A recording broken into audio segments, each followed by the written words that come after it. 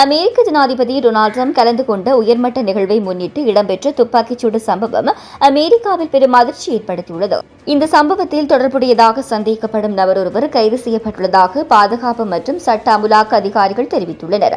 இந்த சம்பவம் வாஷிங்டனில் உள்ள ஒரு முக்கிய ஹோட்டலில் நடைபெற்ற நிகழ்வின் போது வெளிப்புற பாதுகாப்பு சோதனை மையத்தில் ஏற்பட்டதாக கூறப்படுகிறது. ஆரம்ப தகவல்களின்படி சந்தேக நபர் பல்வேறு ஆயுதங்களுடன் பாதுகாப்பு வட்டத்தை உடைத்து உள்ளே செல்ல முயன்றுள்ளார்.